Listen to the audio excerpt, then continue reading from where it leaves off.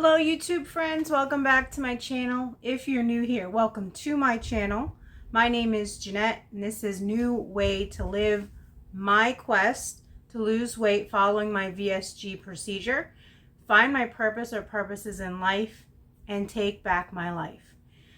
Let's start this video out with a big disclaimer. I am not a doctor. I am not a licensed health professional. And while I am studying to become a certified nutrition coach, I am not a registered dietitian or licensed nutritionist. The information that I am sharing with you is my experience and my opinions only. Take that with a grain of salt.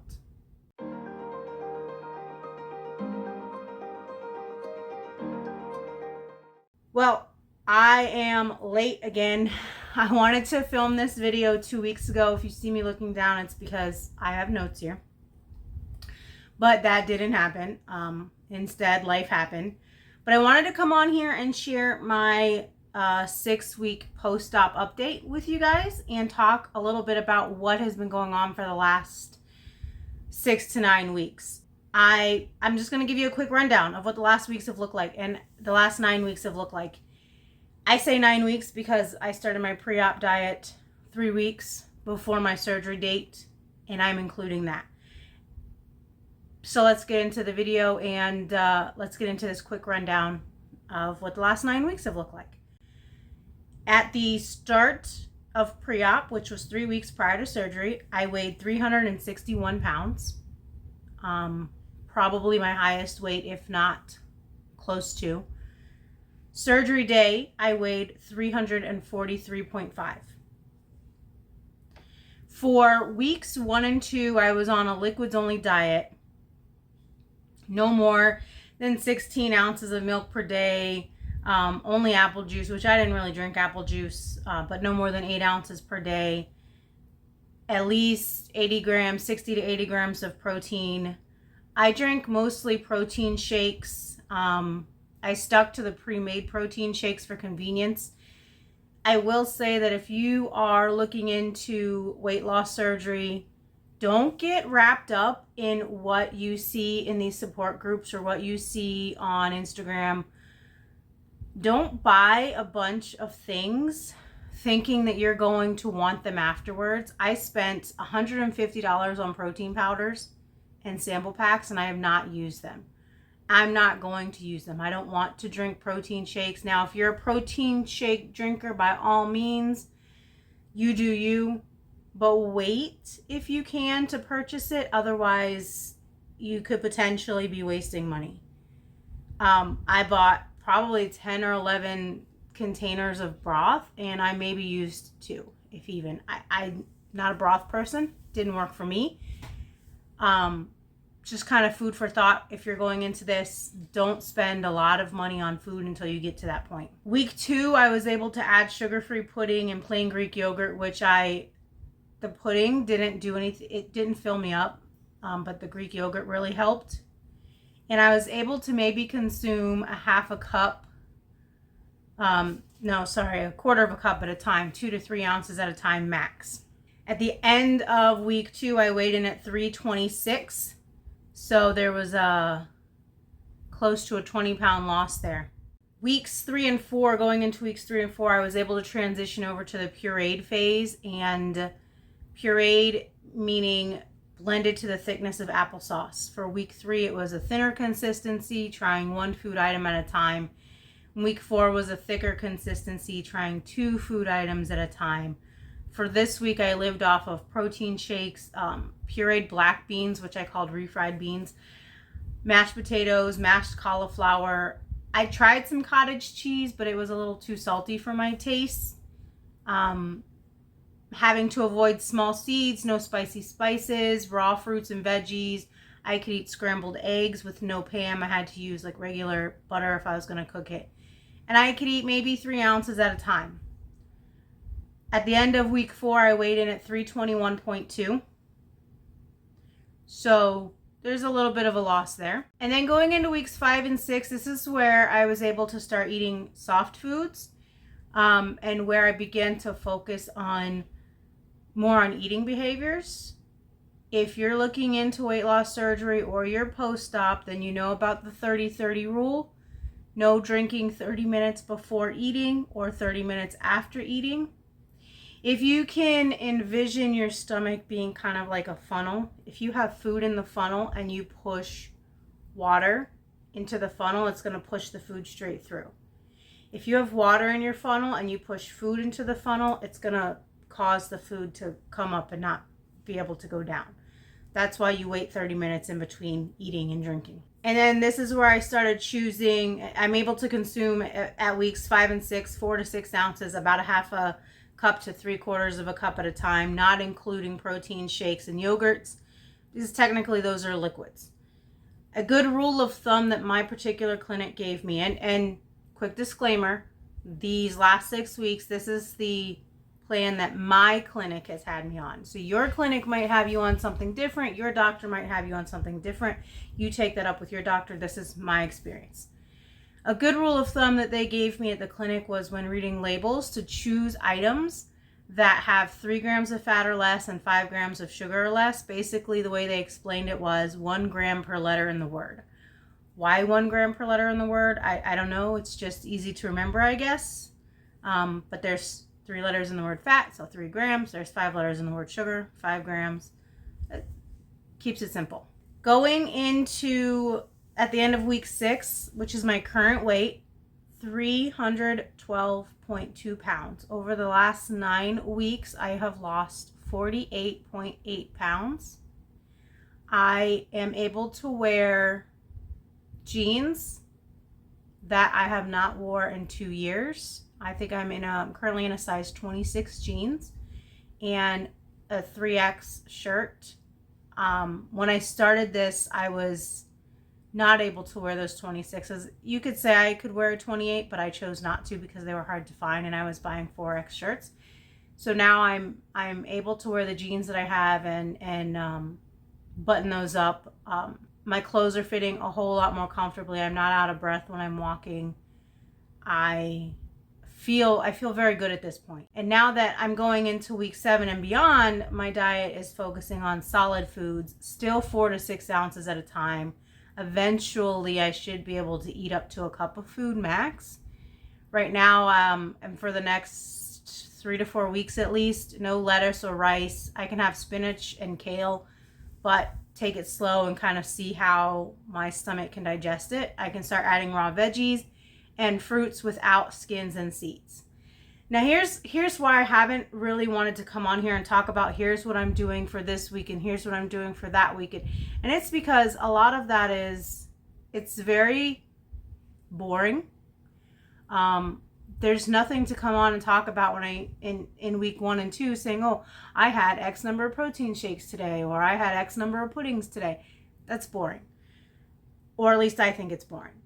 So here's where I really want to get into the meat and potatoes of what this tool being the VSG, is doing for me. This is where I am rebuilding my relationship with food. I can basically consume whatever I can tolerate.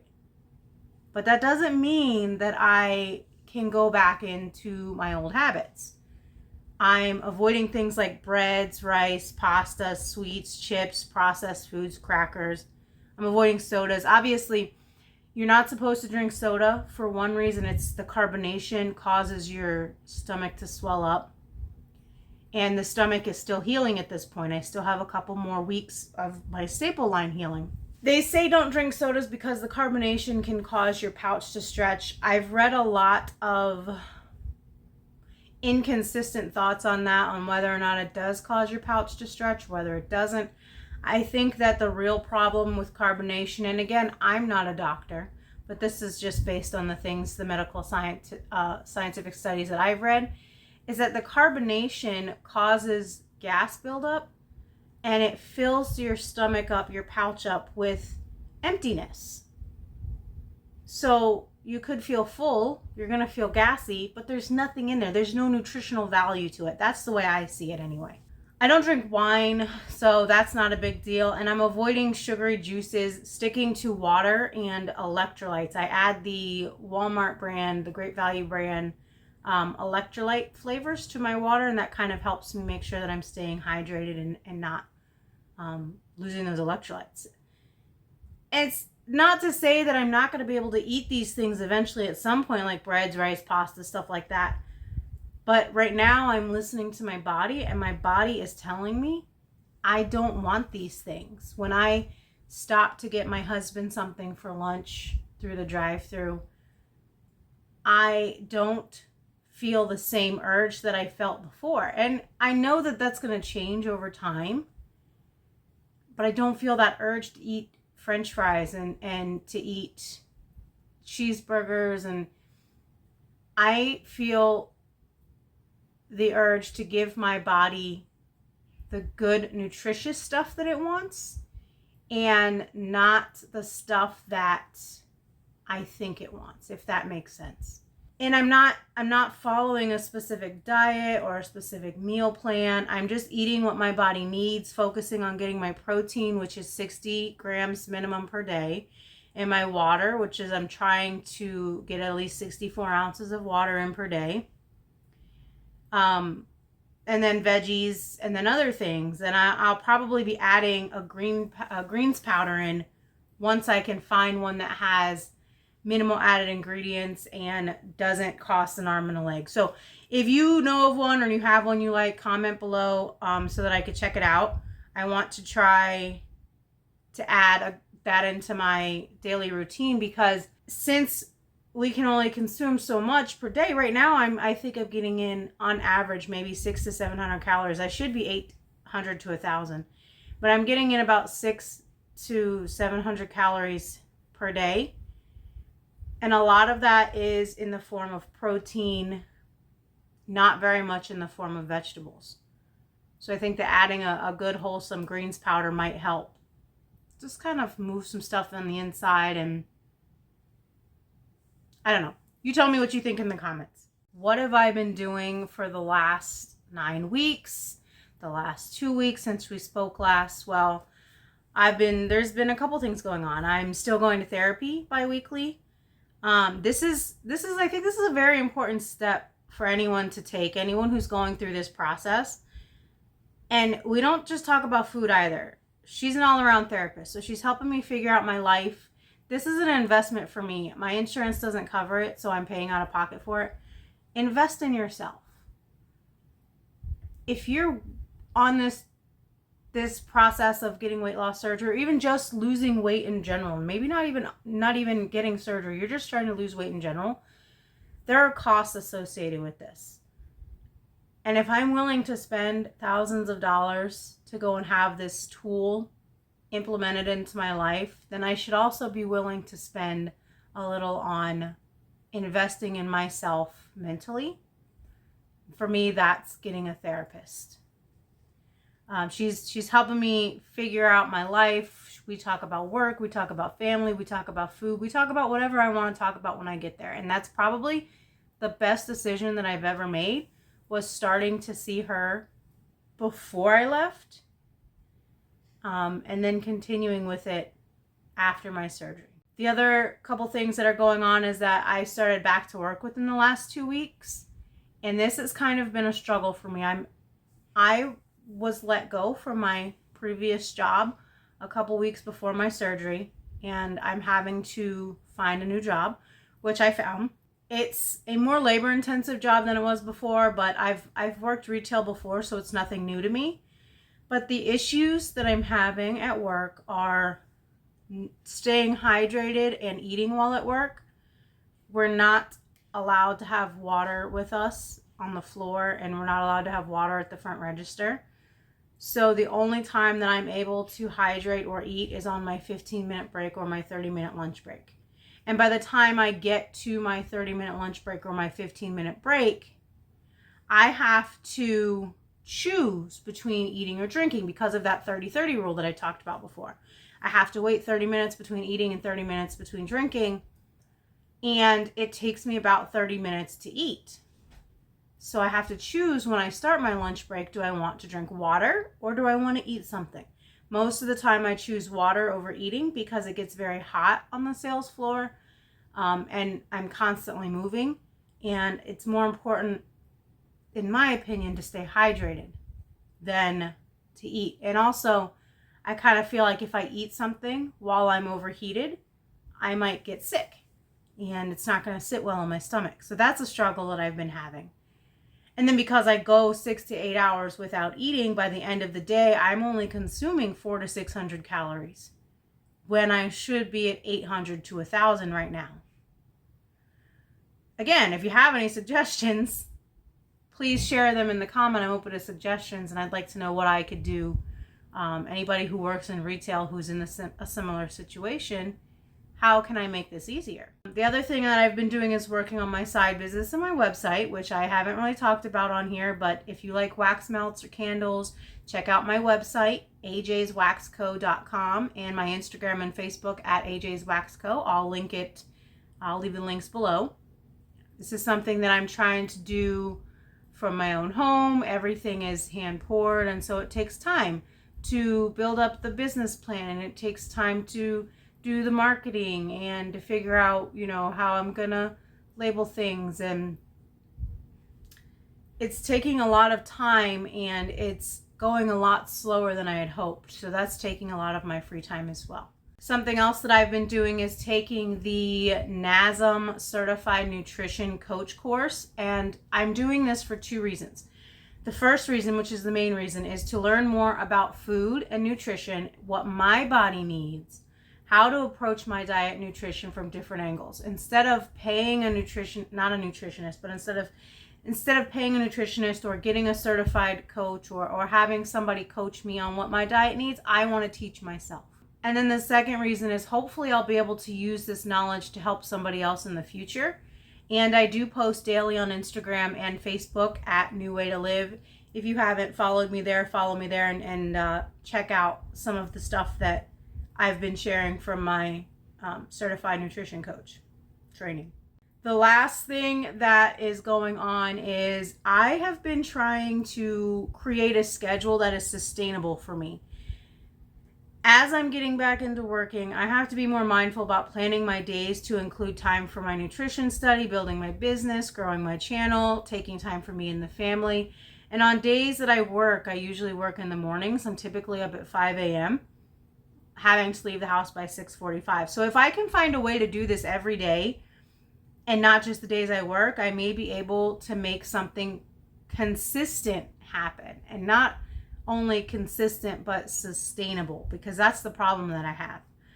At the end of the day, I know that if I really want something to happen, I have to make it happen. It's not just going to happen on its own. So I need to be more proactive in that department. It kind of goes hand in hand with this whole weight loss thing. If I want to lose weight, I have to make that happen. It's not just going to happen on its own. And so with my schedule, that's kind of what I'm trying to get into. I'm trying to create a daily schedule for when I'm not working. What am I doing on my off time? When am I working on my nutrition study? When am I working on my shopping list? When am I working on my website? When am I working on trying to grow stuff for my channel? And I'm really struggling with that. I want to upload more here, but to do that, I have to take the initiative of coming up with the ideas of what I want to talk about and sit down and record the video. And while I don't do heavy editing, I do edit it some. I have to do that, and I have to post it. And it's not that I don't have time. I have time. I have to make the time and tell myself, hey, do this, do this. Well, YouTube friends, that is all for my 6 to 7 week post-op update. I hope you found some useful information in this video. And if so, don't forget to like and subscribe. My Instagram link and Facebook are going to be below. If you are also on a weight loss quest, whether it be weight loss surgery or non-weight loss surgery, comment below, share your story, your YouTube, your Instagram. Let's connect and grow a support system here. And until next time, bye, YouTube friends.